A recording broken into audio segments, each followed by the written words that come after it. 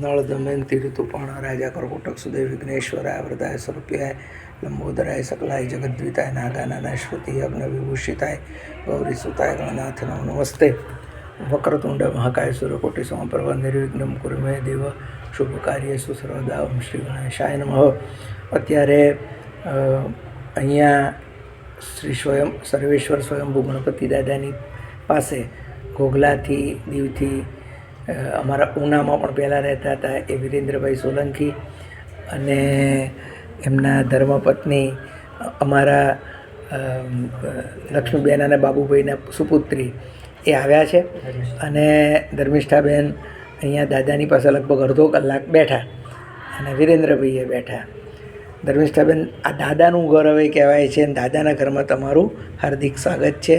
તમે દાદાના દીકરી છો અને તમને દાદાનો જે અનુભવ થયો જે થયો તે તમે તમારી ભાષામાં કહેજો. એટલે તમારા લોકો જે એ લોકો માટે જ આ વિડીયો છે કે જે લોકો તમારી ભાષા સરળતાથી સમજશે. મારી ભાષા થોડીક અઘરી પડે. તમને કેવો અનુભવ થયો? અહીંયા જે દાદા છે એ સાક્ષાત છે, હાજરાજૂર છે, કોઈ ફ્રોડ છે, કોઈ ચીટિંગ છે, કોઈ 420 છે, કોઈ છેતરપિંડી છે? દાદા વજન બદલે છે, હકીકત છે, 100% બદલે છે. તમને પોતાનો 100% એવો અનુભવ થયો, અનુભૂતિ થઈ કે દાદા વજન બદલી જ નાખે છે? કેટલી સેકન્ડમાં વજન બદલે છે? 1 મિનિટ પણ નથી લાગતી. માણસને વજન વધારવું હોય તો 3 મહિના લાગે, વજન ઘટાડવું હોય તો 3 મહિના લાગે. અહીંયા દાદા કેટલી મિનિટોમાં વજન બદલી નાખે છે? તમારો જવાબ બદલાય એટલે તરત દાદા વજન બદલે છે. એ તમે પોતે અનુભવ્યું. પછી જે તમે જે પ્રશ્નો પૂછ્યા દાદાને, મનમાં પૂછ્યા, તો દાદા તમારે બોલવું નથી પડ્યું, તો દાદા તમે મનમાં પૂછ્યા તોય જવાબ સાંભળે છે? બધા જવાબ મળ્યા છે. અને તમારો અનુભવ કેવો રહ્યો દાદાનો? ખરેખર વજન બદલાઈ જાય છે? ચોંટી જાય છે તો કેવા ચોંટી જાય છે? નથી તાકાત કરો છો તોય નથી હલતા. અને ઊંચકાઈ જાય કહીએ તો હલકા ફૂલ થઈ જાય છે. તો આપણે કોઈ પથ્થર છે, પથ્થર શબ્દ આપણે વાપરીએ. પથ્થર હોય તો એનું વજન ફિક્સ હોય, કારણ કે એ પથ્થરમાં જીવ નથી. તો એ બેલું આપણે કહીએ, ટોળું કહીએ, તો એ ફિક્સ જ હોય કે ભાઈ પરમ દિવસે 15 કિલો હોય, ગઈકાલે 15 કિલો હોય, આજે 15 કિલો હોય, આવતીકાલે 15 કિલો હોય, પરમ દિવસે પાછું 15 કિલો હોય. પણ અહીંયા આ પથ્થર ના કહેવાય, આ સ્વયંભૂ દાદાની મૂર્તિ છે. આમાં સ્વયંભૂ દાદા પ્રગટ થયેલા છે. તો એ તમારો જાત અનુભવ તમને થયો. તમે 2 વિડીયો જોયેલા છે, અસંખ્ય વિડીયો જોયા છે, અને તમે પોતે વિડીયો જુઓ એ જુદું છે અને અહીંયા પોતે અનુભવ્યું એ અનુભવ અલગ છે. તો અહીંયા અને તમે પથ્થર કહેશો કે હવે મૂર્તિ કહેશો? મૂર્તિ જ કહેવાય, સાક્ષાત છે. અને તમારા મનની વાતે સાંભળે છે, તમે જે બોલો છો તે સાંભળે છે, તમને યોગ્ય જવાબ આપે છે.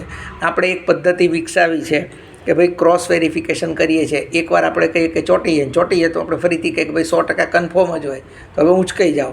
તો એ રીતે જ બધું થયું કે એકે જવાબ કોઈ શંકાશીલ તમને મળ્યો નથી. બધામાં તમે કન્ફર્મ થઈ ગયા કે ભાઈ ઈશ્વર વાત સાંભળે છે. અને અહીંયા તમે જે કંઈ પ્રાર્થના કરી છે તે સાંભળે છે. સૌથી વધારે લોકોના કામ થઈ રહ્યા છે.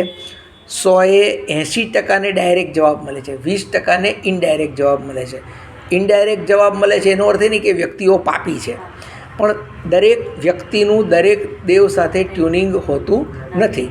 દરેકના અલગ અલગ હોય. દાખલા તરીકે અમારા કુટુંબમાં, અમારા પરિવારમાં બધાને માતાજીનું બહુ મહત્ત્વ, અંબાજીનું. તમારા મકાનનું નામે લગભગ જય અંબે કે કૃપા કે એવું કંઈક હતું, જય માતાજી હતું. હા, તો એ દરેકની એની આપણી એક દેવની સાથે તમારી લેંગ્વેજ જામતી હોય. મારે દાખલા કે હું ભાગવત કરું છું તો મેં 30 વર્ષથી ભાગવત કરું છું, 31 સપ્તાહ મેં ઓવરઓલ કરી. તો મારે કૃષ્ણ સાથે વધારે લેણું હોય. પણ ધીમે ધીમે વર્ષોથી ગણપતિ ઉપાસના કરતા તો અહીંયા ગણપતિ દાદા સાક્ષાત અહીંયા આવ્યા અને હાજરા હજુર આવ્યા. આમાં તમે પોતે અનુભવ્યું કે આટલા બધા દેવી દેવતા છે. તો આપણે એક પબ્લિક માટે ખાલી એક જ પ્રશ્ન આપણે કરીએ. તમે સહેજ આગળ આવતા રહેજો. દાદા, તમે અહીંયા ધર્મિષ્ઠાબેન અને વિરેન્દ્રભાઈ 2 આવ્યા અને એમણે જે કંઈ પ્રશ્નો પૂછ્યા અને એના તમે 100% સચોટ જવાબ આપ્યા હોય અને એમાં કોઈ મીન મેખ ના હોય, એ જ પ્રમાણે એમની ઈચ્છા પ્રમાણે એ પ્રશ્નો સમય મર્યાદામાં ઉકલે એવા તમારા આશીર્વાદ હોય તો દાદા માધ્યમ મૂર્તિને મજબૂત ચોંટાડી દેજો. બેન ગમે તેટલી તાકાત કરે પણ હલતા નહીં, ઉંચકાતા નહીં. કરો બેન તાકાત. તાકાત કરજો હો, નિકા વિરેન્દ્રભાઈ મને ઠપકો આપશે.